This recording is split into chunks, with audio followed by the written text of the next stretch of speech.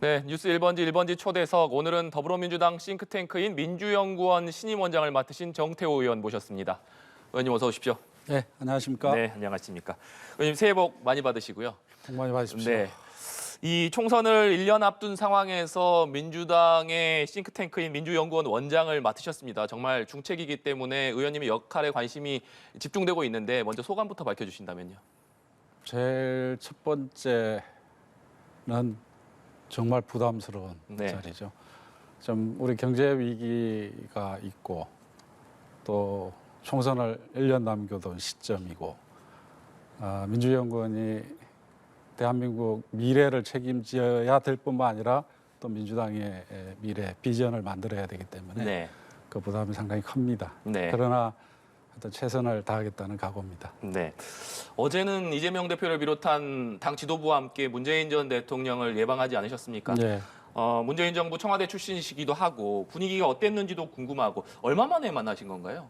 지난번 취임하시고 나서 당대표 취임 때 한번 네네. 뵀었고 그러니까 지금 9월 이후니까 한 3, 4개월만 된 것 같은데 네. 예.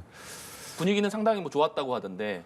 예, 당 지도부가 1월 1일 날 첫날에는 이제 김대중 대통령 신년 하례식이 도서관에서 신년 하례식이 있었고요. 네. 그다음에 오후에는 봉하마을 방문이 있었고 그리고 어저께 이제 평산마을 방문을 했었죠. 네. 뭐 당연히 이제 지도부의 일상적인 그 일정이라고 보면 되겠는데 아무래도 또 시국인 만큼 문재인 대통령과 이재명 대표의 만남 많은 관심을 끌 수밖에 없죠. 네.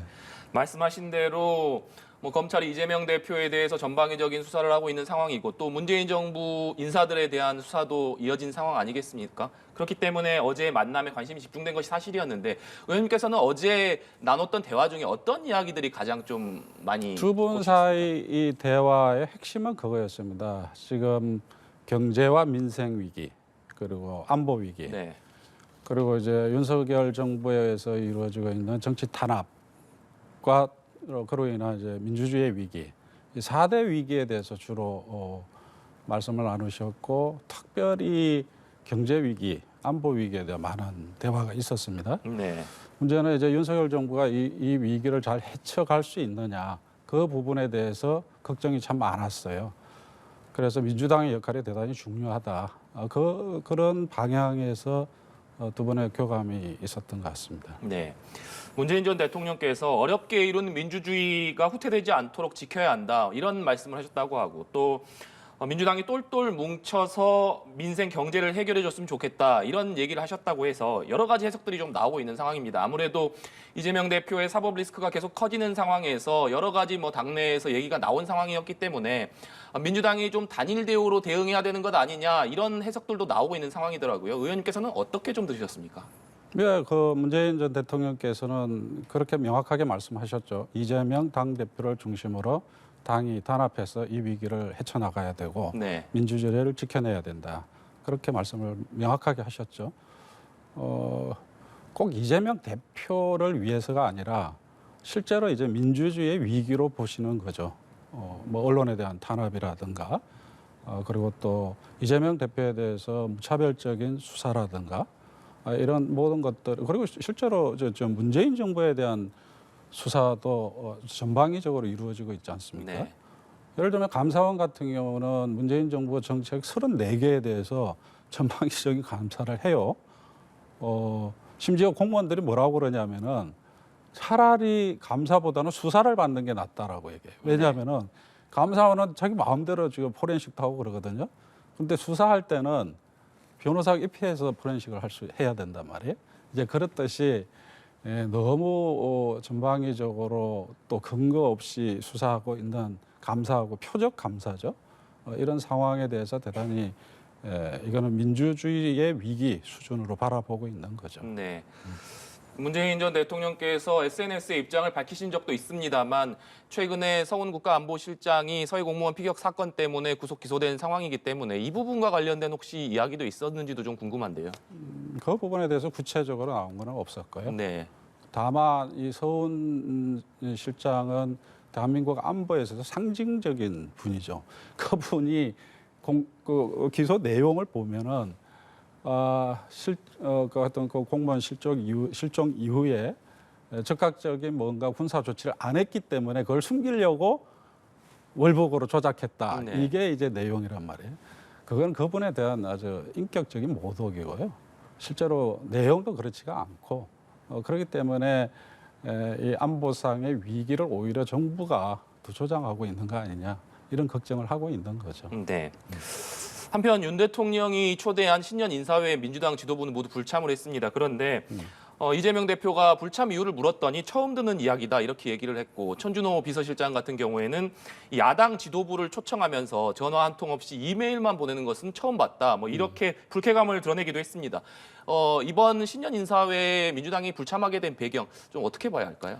저도 그 자리에 있었어요. 네. 그러니까 최고위원 회의하고 나서 기자들 질문이 있었는데 그 질문이 이재명 대표에게 아니 왜 신년 인사회 안 갔냐 이렇게 물어보니까 본인이 실제로 모르고 있는 거예요. 네. 그런 일이 있었는지. 그러니까 이제 천준호 비서실장이 이제 답변을 했는데 이메일을 받고 4시간 후에 답변을 해라. 4시간 후까지 4시간 후에까지 이제 그 답변을 달라. 이런 네. 이메일이었다 그래요. 근데 저도 청와대에 있어 봤지만 야당 대표를 초청을 하는데 정무수석이 있고 정무비서관이 있고 그 전화 한 통 하는 게 뭐가 그렇게 어렵다고. 근데 그런 정도로 이 대화와 타협의 정치에 대해서 무관심한 거죠. 그래서 그거를 마치 청와대 대통령실이 뭐 책임이 없는 것처럼 또 변명하고 있는 그 자체가 제가 보기에는 너무 쏙 좁은 대응인 것 같습니다. 네. 사실 이재명 대표가 계속해서 민생 문제를 비롯한 여러 가지 문제 해결을 위해서 영수회담을 여러 차례 요구한 상황 아니겠습니까? 새해를 맞이했고 한데 일단 이재명 대표가 요구한 윤석열 대통령과의 만남 과연 새해에는 좀 이루어질 수 있을 것이라고 보십니까? 어떻게 전망을 하십니까? 그거는 이재명 대표는 계속해서 경제를 위해서 민생을 위해서는 뭐든지 양보할 수 있다라고 네. 계속 메시지를 보냈지 않습니까? 그거는 답은 이제 대통령이 하셔야죠. 대통령은 실제로 예를 들어서 이 영수회담을 통해서 두 분이 만났더라도 만나서 합의가 안 되거나 서로 얼굴이 붉히고 나오더라도 네. 그 자체가 국민들한테 주는 희망이거든요. 정치가 대화를 통해서 뭔가 하려고 한다라는 거죠.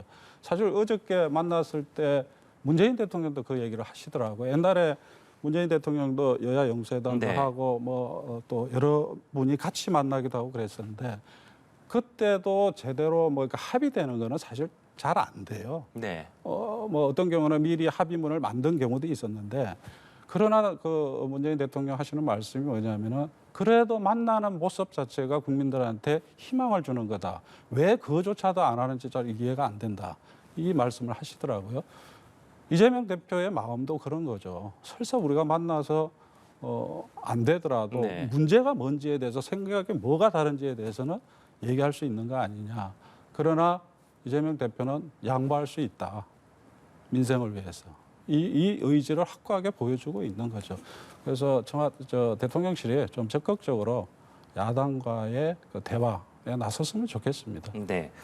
주제를 좀 바꿔서요. 성남FC 후원금 의혹과 관련해서 이재명 대표가 검찰에 직접 출석하겠다 이런 입장을 밝힌 상황입니다.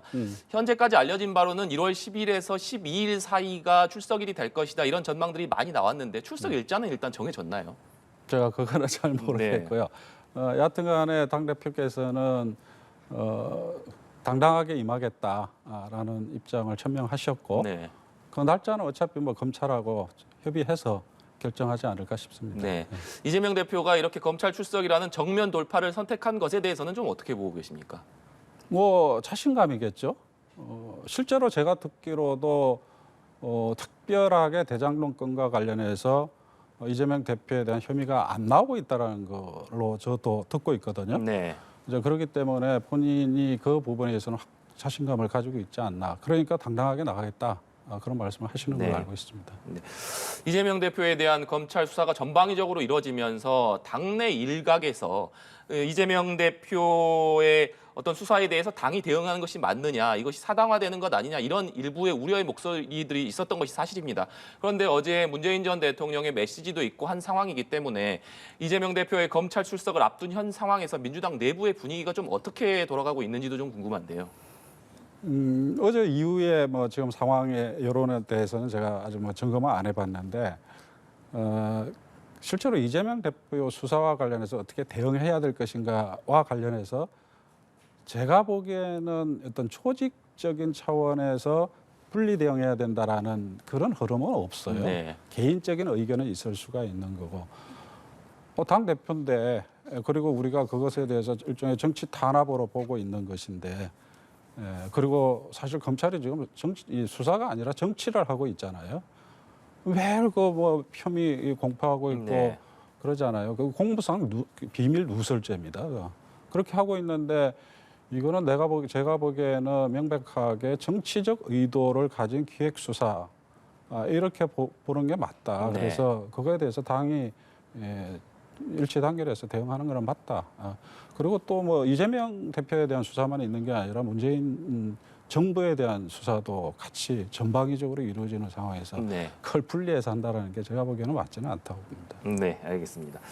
이 새해 초에 가장 많이 관심을 끌었던 사자성어 중 하나라고 한다면 문희상 상임고문께서 얘기한 교토 3굴인 것 같습니다. 토끼가 꽤가 많아서 위기에 대비해서 두세 개의 굴을 파놓는다 이런 말씀을 하셔서 이것을 놓고 여러 가지 정치적인 좀 해석들이 나왔는데 의원님께서는 문희상 고문이 얘기한 이 사자성어의 의미를 좀 어떻게 해석하고 계십니까? 저도 그게 그 언론에서 이상하게 해석하는 걸 저도 봤는데 그 현장에서의 그 문맥을 보면은 네. 말씀의 문맥을 보면 전혀 그런 뜻은 아니고 지금 우리가 국가적인 위기에 놓여 있는데 이 상황에서 민주당이 정말 유능한 정당의 모습을 보여줘야 된다. 자, 그렇게 하려면은 플랜 B, 플랜 2, 플랜 3 등등 그 얘기하시면서 이제 토끼 얘기를 하신 네. 거죠. 또 이제 토끼하고 그러니까. 그래서 교토 3굴이라는 얘기를 하신 건데 그야말로 지혜로워야 된다는 취지의 말씀이죠. 네. 그러니까 일각에서 나온 이재명 대표의 어떤 사법 리스크에 대한 우회적인 이야기는 아니다 이런 말씀이신 거죠? 아유, 그 당사자가 있는 앞에서 어떻게 네. 그런 얘기를 그런 인격도 아니시고 네.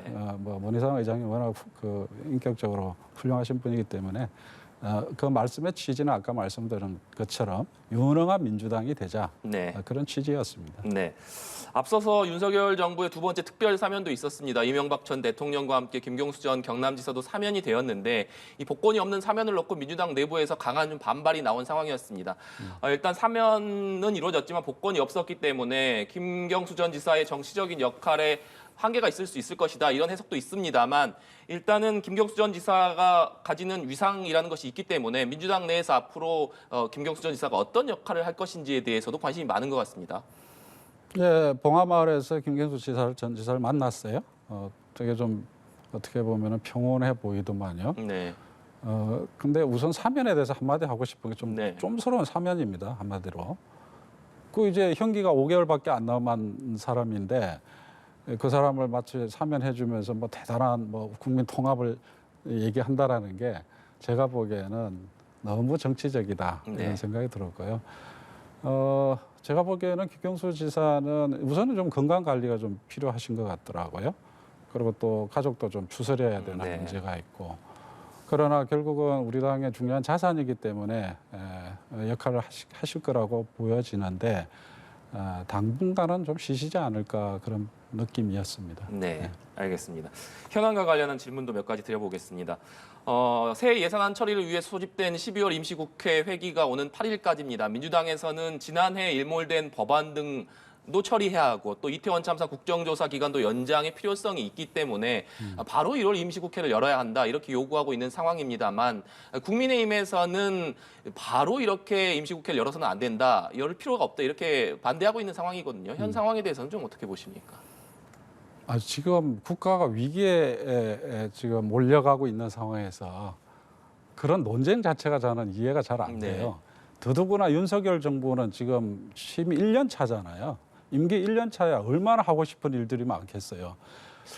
참 이해가 잘 안 되는 전 측면이 참 많았어요. 뭐냐면은 정기국회 때도 보면은 와서 무슨 법안 통과시켜 달라고 부탁하는 사람이 없어요. 네. 그 얼마나 절실한 시기인데 저도 문재인 정부 초에 제가 정책기획비서관을 하면서 통과시켜야 될 법이 산더미처럼 쌓여 있는데 이거를 반드시 정기국회에서 통과시키기 위해서 정말 절실한 마음으로 뛰어다녔거든요. 그런 게 전혀 안 보여요. 마찬가지로 지금 이 위기 상황에서 경제 위기도 있고 안보 위기도 있고 그다음에 지난번에 일몰법 아직 통과 안 된 부분도 네. 있고 이런 상황에서 지금 할 일이 얼마나 많은데 오히려 집권 여당이 국회를 소집하자고 얘기해도 모자랄 판에 야당이 소집하자고 하는데 그걸 이유도 없이 소집 안 하겠다고 하는 게 이해가 안 됩니다. 네. 국민의힘에서는 지속적으로 얘기하고 있는 부분이 그 시기가 이재명 대표의 검찰 출석 시기와 맞물리기 때문에 이것이 방탄을 위한 것 아니냐 이런 의심을 계속해서 표하고 있는 상황이거든요. 아니 이재명 그 대표가 이미 검찰에 네. 출두하겠다고 이미 밝혔고 당당하게 나가겠다라고 얘기한 마당에 이게 방탄하고 뭔 관계가 있어요? 네. 그렇기 때문에 국민의힘에서 얘기하고 있는 방탄 의도라는 주장은 전혀 이치에 맞지 않다 이런 말씀으로 이해를 그렇죠. 하겠습니다. 그야말로 어불성설이죠. 이미 검찰에 출두하겠다고 얘기한 분인데 네. 그걸 가지고 방탄국회 소집하면 안 된다고 얘기하면 그야말로 그런 말이 안 되는 얘기죠. 네, 알겠습니다. 윤석열 대통령이 지난해에 이어서 올해도 3대 개혁을 계속해서 강조하고 있는 상황입니다. 노동과 교육, 연금을 강조하고 있는 상황인데 국회 연금특위위원이시기도 하고 조금 전에 회의도 다녀오신 걸로 알고 있습니다. 네. 이 연금 개혁 방향이 어떤 식으로 좀 이루어져야 된다고 생각하시는지도 궁금하네요. 잘 아시다시피 저희가 뭐 세계 12의 경제 대국 뭐 이런 자랑을 하고 있지 않습니까? 네. 뭐 3050 클럽에 들어갔고 G7 수준의 1인당 국민 소득이 됐지만 정말 부끄러운 기록이 있는 거예요. 노인 빈곤율 OECD 1등이란 말이에요. 그러니까는 이번에 연금 개혁이라는 거는 그냥 국민연금 이 수치를 개선하는 수준이 아니라 네, 실제로 대한민국 노후 이 빈곤을 어느 정도로 개선할 것인가에 대한 좀 종합적인 목표가 저는 나와야 된다고 생각이 들고요. 네, 그 안에서 지금 국민이 지금 맨 바닥에는 기초생활보호제도가 있고 그 위에 기초연금이 있고 그 위에 또 국민연금이 있고 그 위에 퇴직연금이 있고 그 다음에 일반 민간보험연금이 있단 말이에요. 네. 이 전체를 놓고 저는 구조적으로 노후 소득을 보장하기 위한 그 목표치에 맞는 구조 개혁을 저는 해야 된다는 생각을 가지는데 이제 그런 비전을 가지고 결국은 이 정부에서 뭘 할 것이냐 뭐 이런 이제 단기 중기적인 목표를 설정해야 되는데 그런 개념이 제가 보기에는 없는 것 네. 같아요. 그래서 이제 오늘 그 연금특위에서도 제가 그 질의를 그렇게 하고 왔는데 여하튼 궁극적으로는 적정한 노후 소득이 보장되는 시스템으로 개선돼야 된다. 그렇게 말씀드릴 수 있겠습니다. 네, 알겠습니다. 마지막으로 이 새해가 되자마자 정치 개혁이 화두가 되는 것 같습니다.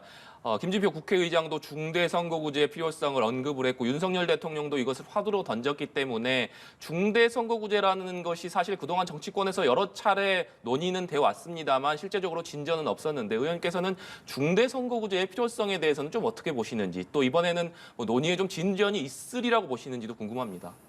중대선거구제도 논의의 대상은 될 수는 있겠죠. 그런데 대통령께서 연초에 그 중대선거구제를 중심으로 정치개혁을 얘기했다는 건 전혀 적절치가 저는 않다고 봅니다. 네. 왜 그러냐면은 실제로 제도라는 거는 다 장단점이 있거든요. 어떤 방향으로 갈 것이냐의 문제인데 지금 두 가지 방향이 논의가 되고 있죠. 하나는 득표율만큼의 의석수를 가져가야 된다라는 네. 거. 그래서 이제 연합 정치가 가능하게 해야 된다는 하나의 방향이 있고 또 하나는 이 지역구도 싹쓸이하는 이 현상을 청산해야 된다는 목표가 있거든요. 네. 그걸 위해서 크게 보면은 권역별 비례 대표제라는 게 있고 이게 독일 쪽의 어떤 제도 모형에서 나오는 네. 부분이고요. 또 하나는 이제 중대선거구제 이 두 가지 안이 있는데 이게 어느 것이 그런 방향에 부합하는 제도일까에 대한 의원들 내에 아주 뭐랄까 광범위한 토론이 필요한 시점입니다. 그래서 이제 국회의장께서 전원회의를 통해 가지고 자유롭게 한번 논의를 하자 네. 이 제안을 하신 건데 느닷없이 대통령께서 중대선거구제를 딱 내버리니까 제가 보기에는 아마 그 국민의힘 의원님들은 어쩔 수 없이 그냥 중대선거구제로 쭉 몰려갈 수밖에 없을 거예요. 이렇게 되면은 합리적인 토론이 안 되는 거거든요. 궁극적으로는 대화와 타협의 정치가 가능한 정치 구조를 만들어내야 되는데 네. 이걸 미리 대통령이 딱 방향을 정해버리면 어떻게 토론이 되겠어요. 그래서 아주 제가 보기에는 적절치 못한 발언을 하셨다 저는. 그러나 좀 긍정적으로 평가하자면은 선거 제도의 어떤 논의를 위한 장은 열렸다. 이런 또 뭐 긍정적인 평가는 해줄 수 있습니다만은 너무 구체적으로 가신 건 적절하지 않았다고 봅니다. 네, 알겠습니다. 여기까지 듣도록 하겠습니다. 지금까지 민주당 정태호 의원과 얘기 나눠봤습니다. 오늘 말씀 고맙습니다. 네.